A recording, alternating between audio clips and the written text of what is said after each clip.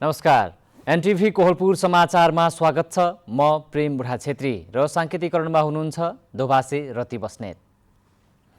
देशभरका विभिन्न अस्पतालहरूमा भाइरल ज्वरोका बिरामीहरू बढ्न थालेका छन्। रुगाखोकी र ज्वरोका बिरामी बढ्न थालेपछि कतिपय ठाउँमा विद्यालयहरू समेत बन्द गरिएको छ। आजको समाचारमा दाङको राप्ती गाउँपालिकाले विद्यालयमा खाजाको रूपमा तयारी प्याकेटका खाजा अर्थात् जङ्क फुडलाई प्रयोग गर्नबाट निषेध गरेको खबरसँगै दिन प्रतिदिन बढ्दै गइरहेको कोरोना भाइरसको संक्रमणको प्रसङ्ग, साथमा तीर्थयात्री सवार जीप प्युठानको स्वर्गद्वारीमा दुर्घटना भएको प्रसङ्ग पनि। तर सुरुमा प्रमुख समाचार। देशका विभिन्न अस्पतालहरूमा भाइरल ज्वरोका बिरामीहरू बढ्दै, भिडभाडमा नजान, मास्क लगाउन र खानेकुरामा ध्यान दिन चिकित्सकको सुझाव।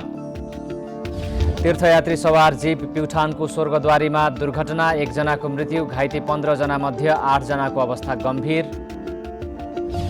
दाङको राप्ती गाउँपालिकाद्वारा विद्यालयमा प्याकेटका खाजा प्रयोग गर्न निषेध, विद्यार्थीहरू घरमै बनाएको खानेकुरा प्रयोग गर्न अग्रसर। अमेरिकाको केन्टकी प्रान्तमा बाढी र वर्षाका कारण कम्तीमा 25 जनाको मृत्यु, हराएकाहरूको खोजी हुँदै 25,000 घरमा विद्युत आपूर्ति बन्द। र नेपालमा आयोजना हुने महिला साफ च्याम्पियनसिपको फुटबलको समूह विभाजन टुङ्गियो, भदौ 21 देखि हुने प्रतियोगिताको नेपाल सहज मानिएको समूहमा।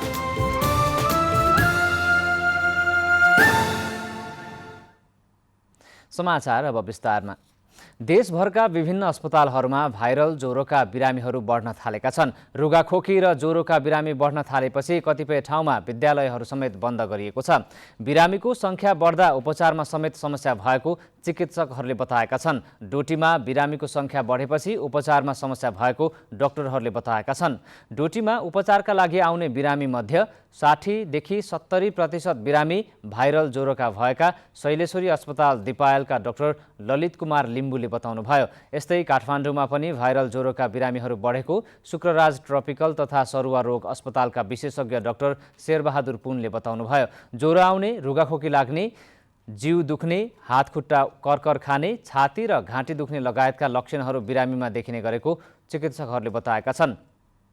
बालबालिकालाई ज्वरो आउने, ज्वरो घट्ने, शरीरका केही भागमा तापक्रम बढ्ने पनि केही भागमा चिसोपना नै रहिरहने लगायतका लक्षणहरू देखिएको छ। कतिपय बिरामीहरूमा अधिक टाउको दुख्ने, बान्ता हुने लक्षण समेत देखा परेको छ। डाक्टरहरूले भिडभाडमा नजान र मास्कको प्रयोग गर्न सुझाव दिँदै आएका छन्। पानी उमालेर मात्र खान र बासी सडे गलेका खानेकुरा नखान चिकित्सकहरूको सुझाव छ। नेपालमा आज थप 438 जनामा कोरोना भाइरसको संक्रमण पुष्टि भएको छ। 3649 जनाको कोरोना परीक्षण गर्दा पीसीआर विधिबाट 292 तथा एन्टिजेन विधिबाट 146 जनामा कोरोना संक्रमण पुष्टि भएको स्वास्थ्य तथा जनसङ्ख्या मन्त्रालयले जनाएको छ। यही अवधिमा थप 2 जनाले मृत्यु भएको छ। नेपालमा कोभिड-19 को संक्रमणबाट ज्यान गुमाउनेको संख्या 11,966 पुगेको छ। यस्तै 277 जना निको भएका छन्। यो सँगै देशभर सक्रिय संक्रमितको संख्या बढेर 4,369 जना पुगेको छ। देशभर कोरोना भाइरसको संक्रमितको संख्या दिन प्रतिदिन बढ्दै गइरहेको छ। यसले कोरोना भाइरसको चौथो लहर सुरु भएको विज्ञहरूले बताएका छन्। यसै सन्दर्भमा आज हामीले कोरोना भाइरसको चौथो लहरबाट बस्न के गर्नुपर्ला भनी दाङका केही नागरिकलाई सोधेका छौँ। हेरौँ आजको आवाजमा।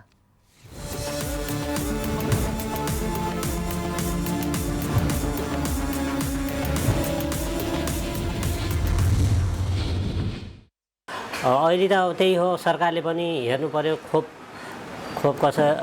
सबैलाई दिने कसरी दिन सकिन्छ हैन। अनि आफू पनि खानपिनमा ध्यान दिनु पर्यो। सबभन्दा सरसफाइ, खानपिन र पहिलेकै जस्तै खोप को उपलब्धहरू गराउनु पर्यो। सरकारले यसरी स्थानीय सरकारले अथवा केन्द्रीय सरकारले सबैबाट उपलब्ध गराएर खोप दिने कामहरू गर्नुपर्छ। पोहोर परार जस्तै यस्तै लकडाउन भयो, फेरि पसलहरू बन्द भयो भने त हामी जस्ता गरिबहरूलाई बाँच्न बहुत गाह्रो छ। त्यस कारणले गर्दा कोरोनाको रोकथाम गर्नु पर्यो र फैलिन दिनु भएन। खानपिन यताउति अब हिँड्नु मास्क प्रयोग गर्नु पर्यो, सेनिटाइजर प्रयोग गर्नु पर्यो। अनि यातायातमा हिँड्दा सेनिटाइजर मास्क प्रयोग गर्नु पर्यो। बजारमा तपाईँको हिँड्दाखेरि पनि ख्याल गर्नु पर्यो होइन। अब त्यस्तो दिनहरू नआओस्। सरकारले चाहिँ त्यो फैलनुभन्दा अगाडि चाहिँ त्यसको समाधानको उपायहरू, भ्याक्सिनेसनहरू चाहिँ जनता सामु पुर्याओस्। अनि अनिवार्य रूपमा मास्क लगाउनु पर्यो। अब सेनिटाइजरको प्रयोग गर्न पर्यो। कतै गएर आएपछि साबुन पानीले हात खुट्टा मुख धुने नुहाउने गर्न पर्यो। आफ्नो सुरक्षा आफै अपनाउनु पर्यो। सामाजिक दूरी कायम गर्नु पर्यो। फेरि हामीले सम्पूर्ण जनताहरूले फेरि स्वास्थ्यको मापदण्ड अनुसार स्वास्थ्य मापदण्डलाई ख्याल गर्नु पर्यो र फेरि कोरोना भाइरसलाई बढ्न दिनबाट हामीले रोक्न सक्छौँ। स्वास्थ्यको मापदण्ड पुरा गरेपछि मात्रै हामीले त्यसलाई रोक्न सक्छौँ। सबैजनाले स्कुलदेखि लिएर सबै क्षेत्रमा जुन पहिला जसरी मास्क लगाउने, सेनिटाइजर लगाउने र दूरी कायम गर्ने गरिरहेको थियौँ, त्यसैलाई नै हामीले फलो गर्नु पर्यो है। मान्छेहरूले खोप लगाएर हामीलाई सर्दैन भन्ने जुन धारणा रहेको छ, त्यो चाहिँ वास्तवमा त्योभन्दा पनि सबैजनाले खोप लगाउनु पर्छ र खोप जसले कम्प्लिट गरेका छैन उहाँहरूले पनि लगाइदिनु होला।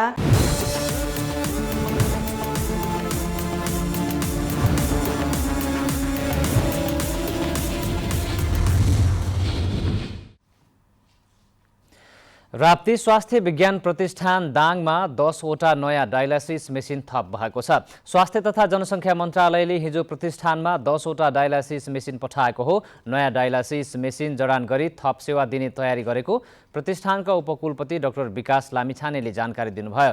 स्वास्थ्य राज्यमन्त्री हिराचन्द्र केसीको पहल तथा राप्ती स्वास्थ्य विज्ञान प्रतिष्ठानका उपकुलपति डाक्टर लामिछाने र रजिस्ट्रार प्रकाश थापाको समन्वयमा डायलासिस मेसिन आइपुगेको हो। प्रतिष्ठानमा 2 शिफ्टमा चलाइएको डायलासिस मेसिनबाट हाल 24 जना मृगौला पीडित बिरामीले सेवा पाइरहेका छन्।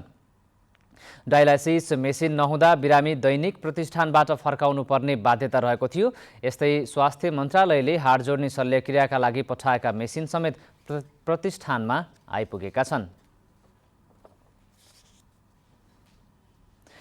प्युठानमा चालक सहित 17 जना सवार जीप दुर्घटना हुँदा 1 जनाको मृत्यु भएको छ। 15 जना घाइते भएका छन्। चालकको अवस्था सामान्य रहेको प्रहरीले जनाएको छ। प्युठानको स्वर्गद्वारी नगरपालिका 4 भ्यागुतेमा आज मध्याह्न जीप दुर्घटना हुँदा रूपन्देहीको मायादेवी गाउँपालिका 3 की 32 वर्षकी गुडिया ठाकुरको घटनास्थलमा मृत्यु भएको जिल्ला प्रहरी कार्यालय प्युठानका प्रहरी नायब उपरीक्षक सत्यनारायण थापाले जानकारी दिनुभयो। स्वर्गद्वारीबाट भिङ्ग्रीतर्फ जाँदै गरेको लु 3C353 नम्बरको जीप दुर्घटनामा घाइते भएका 15 जना मध्ये 8 जनाको अवस्था गम्भीर रहेको छ। घाइतेहरूलाई प्राथमिक उपचारपछि बुटवल रेफर गरिएको छ। रूपन्देहीको सिद्धार्थ नगरपालिका र मायादेवी गाउँपालिकाका स्थानीय बासिन्दा जीप रिजर्भ गरेर शुक्रबार तीर्थयात्राका लागि स्वर्गद्वारी गएका थिए। जीप फर्कने क्रममा दुर्घटनामा परेको हो। समाचारको क्रम जारी नै छ। अहिलेलाई एकैछिनको विश्राम।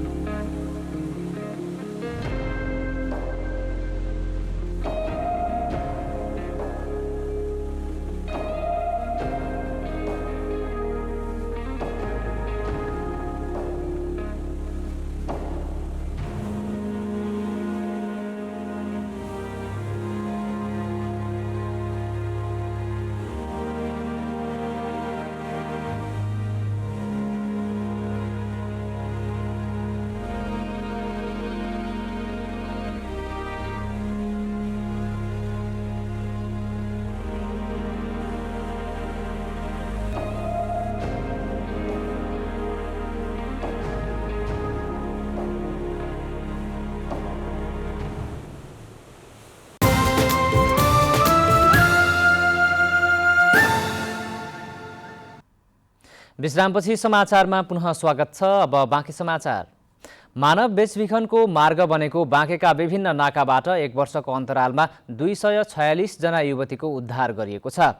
मानव बेचबिखन विरुद्धको क्षेत्रमा क्रियाशील शान्ति पुनर्स्थापना गृहले जिल्लाका 4 नाका र 1 परामर्श केन्द्रबाट ती युवतीहरूको उद्धार गरेर पारिवारिक पुनर्मिलन गराएको हो भने 6 जनालाई भारतका विभिन्न स्थानबाट उद्धार गरिएको छ।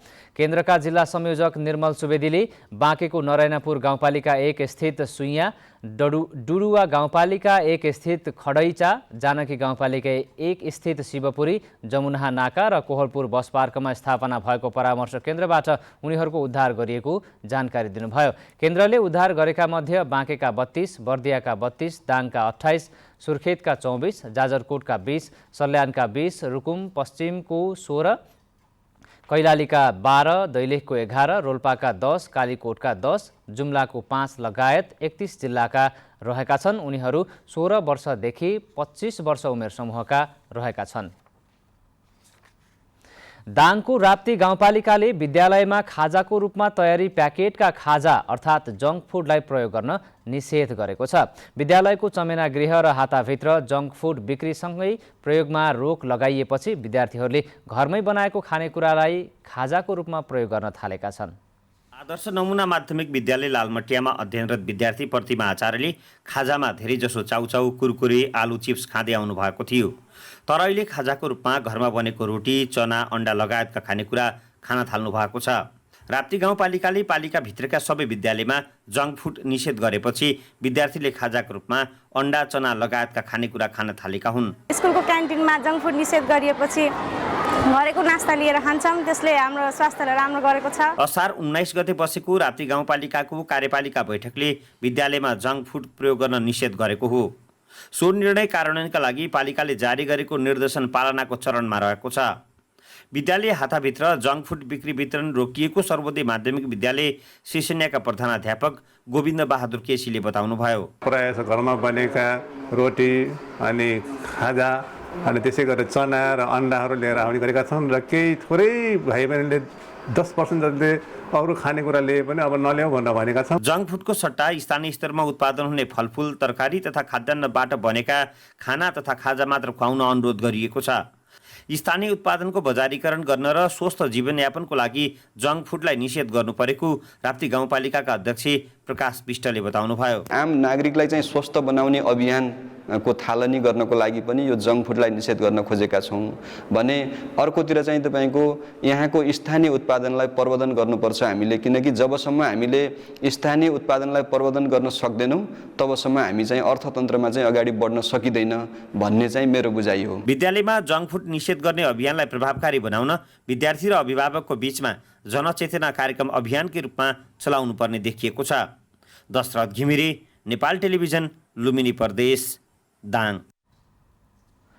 डोटीमा लगातारको वर्षाले आधा दर्जन ग्रामीण सडक अवरुद्ध भएका छन्। लगातार 3 दिनदेखि परेको अविरल वर्षाका कारण ठाउँ ठाउँमा पहिरो गएपछि सडक अवरुद्ध भएका हुन्। डोटीको सहजपुर, विपिन नगर, दिपायल सडक खण्ड अन्तर्गत अतरकाडादेखि दिपायलसम्मको सडकको ठाउँ ठाउँमा पहिरो जाँदा सडक खण्ड अवरुद्ध भएको छ। यस्तै विपिन नगर, गडसेरा, जोरायल बडीकेदारकै घाङ्गल, मान्नाकापडी, रिसडी, ओखलढुङ्गा जोड्ने सडक खण्ड अवरुद्ध बनेको छ। यस्तै जिल्लाको केआई सिंह गाउँपालिकाका सडक, शिखर नगरपालिका, पूर्वी चौकी गाउँपालिकाका विभिन्न ठाउँका सडकहरू समेत अवरुद्ध भएका छन्। सडक अवरुद्ध हुँदा स्थानीयलाई भने शास्ति भएको छ। विशेष गरी सुत्केरी महिला बिरामी मारमा परेका छन्। सडक अवरुद्ध भएपछि यातायातका साधन चल्न सकेका छैनन्। यातायातका साधन नचल्दा प्रदेश राजधानीसम्म औषधि उपचार गर्न जाने बिरामीहरू थप समस्यामा परेका छन्। लुम्बिनी प्रदेश सभाको प्रदेश मामिला तथा कानुन समितिले विपद व्यवस्थापनमा तदारुकता देखाउने र प्रभावकारी कार्यान्वयनका लागि प्रदेश सरकारलाई निर्देशन गरेको छ। वर्षातको बेला मनसुनजन्य विपद, बाढी, पहिरो, डुबान र कटानका कारण हुन सक्ने जनधनको क्षति रोक्न आवश्यक तयारी गर्न प्रदेश सरकारलाई निर्देशन गरिएको प्रदेश मामिला तथा कानुन समितिले जनाएको छ। समितिका सभापति दामा कुमारी शर्माका अनुसार सम्भावित मनसुनजन्य विपदबाट हुन सक्ने जनधनको क्षति रोकथाम, नियन्त्रण, उद्धार र राहत व्यवस्थापनका लागि आवश्यक तदारुकता देखाउन प्रदेश सरकारलाई आग्रहका साथ निर्देशन गरिएको छ। वर्षायाममा पहाडी क्षेत्रमा हुन सक्ने बाढी, पहिरोका साथै तराई क्षेत्रमा हुने डुबान र नदी कटानका घटनामा हुने क्षति न्यूनीकरणका आवश्यक पहल कदमी लिन पनि प्रदेश सरकारलाई निर्देशन गरिएको सभापति शर्माले बताउनुभयो। समितिको बैठकमा प्रदेश सरकारका आन्तरिक मामिला, सञ्चार तथा कानुन मन्त्रीले मनसुनजन्य विपद व्यवस्थापनका सम्बन्धमा प्रदेश सरकारले आवश्यक तयारी पूरा गरी प्रभावकारी कार्यान्वयनका लागि सरकारवाला निकायलाई तयारी अवस्थामा राखिएको बताउनु भएको छ। सञ्चालक कम्पनीले सुर्खेत सिटी बस पार्कको भाडा नतिरेपछि वीरेन्द्रनगर नगरपालिकाले अदालती प्रक्रिया सुरु गरेको छ। नगरपालिकाले हिजो सुर्खेत जिल्ला अदालतमा सञ्चालक कम्पनी पीआर कन्स्ट्रक्सन विरुद्ध मुद्दा दायर गरेको हो। नगरपालिकाको असार 31 गतेको निर्णय अनुसार मुद्दा प्रक्रिया सुरु गरिएको नगरपालिकाका प्रमुख प्रशासकीय अधिकृत नरहरी तिवारीले बताउनुभयो। काठमाडौँको पीआर कन्स्ट्रक्सनले सुर्खेत सिटी बस पार्क सञ्चालनको जिम्मा लिने सम्झौता गरेर सुर्खेतमा रहेका आफ्ना प्रतिनिधिहरूलाई जिम्मा दिएको थियो। प्रमुख प्रशासकीय अधिकृत तिवारीका अनुसार सञ्चालक कम्पनीलाई बस पार्क सञ्चालन बापत 3 करोड 73 लाख रुपैयाँ तिर्न बाँकी छ। त्यसबाहेक 30 देखि 35 करोड रुपैयाँ हर्जना रकम तिर्नुपर्नेछ। नगरपालिकाले असार 31 गते निर्णय गर्नुभन्दा अघि पनि 14 पटक भाडा तिर्न पत्राचार गरेको थियो। पीआर कन्स्ट्रक्सनले 2077 चैत्र 15 गतेदेखि यताको भाडा तिर्न बाँकी छ। नगरसभाको निर्णयले बीचमा कोभिडको समयको 3.5 महिना भाडा मिन्हा गरिदिएको छ। समाचारको क्रम जारी नै छ, एकैछिनको विश्राम।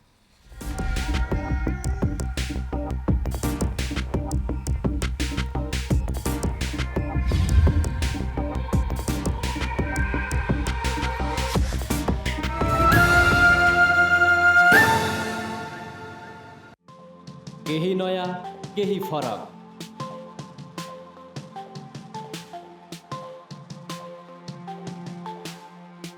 राष्ट्रिय सञ्चारको मेरुदण्ड नेपाल टेलिभिजनको प्रादेशिक च्यानल एनटिभी कोहलपुर, पश्चिम नेपालको लुम्बिनी, कर्णाली र सुदूर पश्चिमको एकमुष्ट आवाज, सत्य समाचार, तटस्थ विचार, कार्यक्रममा मौलिकता, समावेशिता र विकासमा विस्तार। डिजिटल दुनियाँमा तपाईको विचार र भावनालाई संसारसँग जोड्दै एनटिभी कोहलपुर, सूचना, शिक्षा र मनोरञ्जनको यो यात्रा हो समृद्धिको।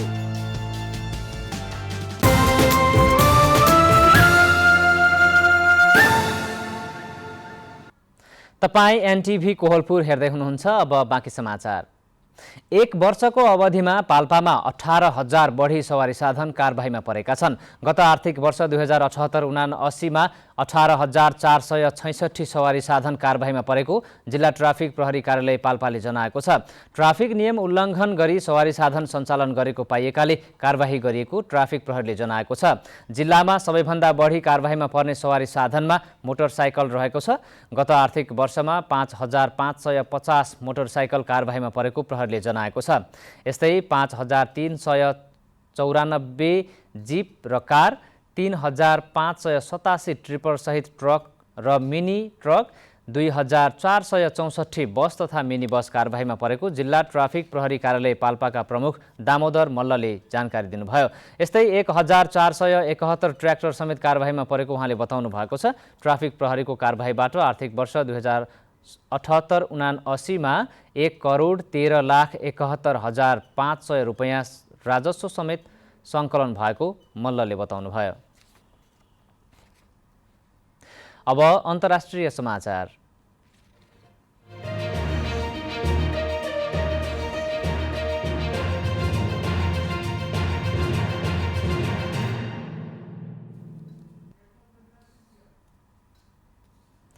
अमेरिकाको केन्टकी प्रान्तमा बाढी र वर्षाका कारण कम्तीमा 25 जनाको ज्यान गएको छ। गएको 3 दिनदेखि निरन्तर परिरहेको वर्षाका कारण ठूलो बाढी आएको र अहिलेसम्म 25 जनाको शव भेटेको केन्टकीका गभर्नर एन्डी बेसियरले बताउनु भएको छ। गभर्नर बेसियरले बाढीमा हराएकाहरूको खोजी भइरहेकाले ज्यान गुमाउनेको संख्या अझै बढ्न सक्ने बताउनुभयो।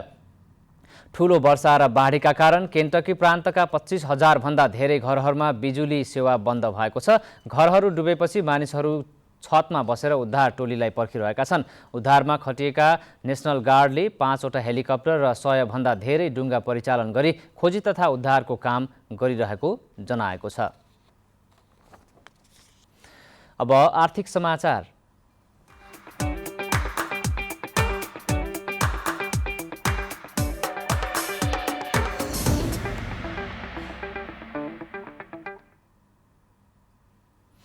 यो एक सातामा सुनको मूल्य प्रति तोला 1,600 रुपियाँले बढेको छ। नेपाल सुनचाँदी व्यवसायी महासङ्घले गत साताको शुक्रबारको तुलनामा यो सातासम्ममा सुनको मूल्य 1,600 रुपियाँले बढेको जानकारी दिएको हो। गत साताको शुक्रबार छापावाल सुनको मूल्य प्रति तोला 94,000 रुपियाँ र तेजाबी सुनको मूल्य प्रति तोला 93,500 रुपियाँ रहेको थियो। जुन यो साताको शुक्रबारसम्म आइपुग्दा छापावाल सुनको मूल्य प्रति तोला 95,600 र तेजाबी सुनको मूल्य प्रति तोला 95,100 रुपियाँ पुगेको छ।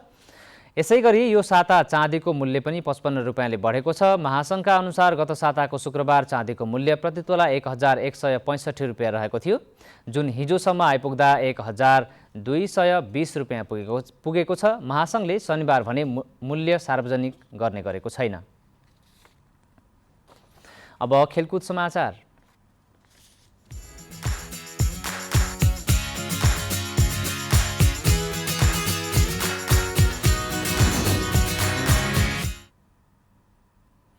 नेपालमा आयोजना हुने महिला साफ च्याम्पियनसिप फुटबलको समूह विभाजन सार्वजनिक भएको छ। दक्षिण एसियाली फुटबल महासङ्घ साफले आज महिला साफको समूह विभाजन सार्वजनिक गरेको हो। साफले सहभागी 7 टोलीलाई 2 समूहमा विभाजन गरेको छ।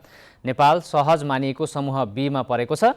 नेपालको समूहमा श्रीलङ्का र भुटान रहेको छ। यस्तै समूह एमा साबिक विजेता भारत, मालदिभ्स, बङ्गलादेश र पाकिस्तान रहेको छ। त्रिपुरेश्वर स्थित दशरथ रङ्गशालामा आयोजना हुने महिला साफ च्याम्पियनसिप भदौ 21 देखि असोज 3 गतेसम्म हुनेछ। नेपालले यसअघि 5औं संस्करणको महिला साफ आयोजना गरेको थियो। विराटनगरमा आयोजना भएको साफको उपाधि भने भारतले जितेको थियो। नेपाल फाइनलमा भारतसँग पराजित भएको थियो। डोटी जिल्ला स्थित भैरव प्रसाद गणको आयोजनामा भएको भैरव प्रसाद ट्रफी 2079 पूर्वी चौकी गाउँपालिकाले जितेको छ।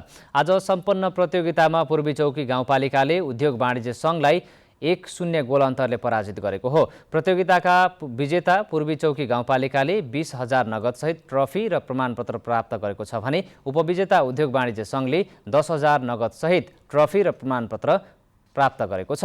प्रतियोगितामा भैरव प्रसाद गणसहित करिब 9वटा सङ्घ संस्थाको सहभागिता रहेको थियो। 3 दिनसम्म सञ्चालन भएको प्रतियोगितामा नागरिक सैनिक बीच सम्बन्ध सुदृढ गर्ने उद्देश्यले आयोजना गरिएको भैरव गणका गणपति जनमत बहादुर कार्कीले बताउनुभयो। अब मौसम।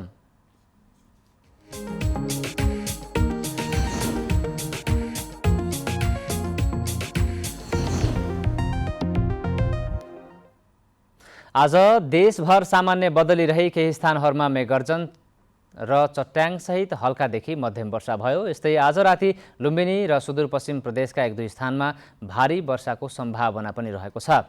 अब मौसम सम्बन्धी थप विवरण।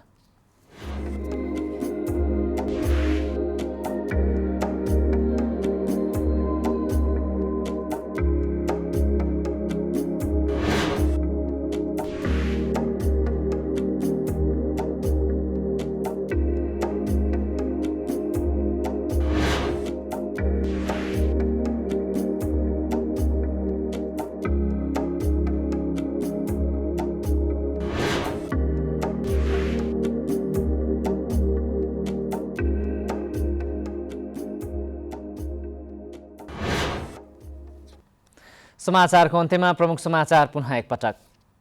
देशका विभिन्न अस्पतालहरूमा भाइरल ज्वरोका बिरामी बढ्दै, भिडभाडमा नजान, मास्क लगाउन र खानेकुरामा ध्यान दिन चिकित्सकको सुझाव। तीर्थयात्री सवार जीप प्युठानको स्वर्गद्वारीमा दुर्घटना, 1 जनाको मृत्यु, घाइते 15 जना मध्ये 8 जनाको अवस्था गम्भीर। दाङको राप्ती गाउँपालिकाद्वारा विद्यालयमा प्याकेटका खाजा प्रयोग गर्न निषेध, विद्यार्थीहरू घरमै बनाएको खानेकुरा प्रयोग गर्न अग्रसर। अमेरिकाको केन्टकी प्रान्तमा बाढी र वर्षाका कारण कम्तीमा 25 जनाको मृत्यु। हराएकाहरूको खोजी हुँदै 25,000 घर विद्युत आपूर्ति बन्द। र नेपालमा आयोजना हुने महिला साफ च्याम्पियनसिप फुटबलको समूह विभाजन टुङ्गियो। भदौ 21 देखि हुने प्रतियोगिताको नेपाल सहज मानिएको समूहमा।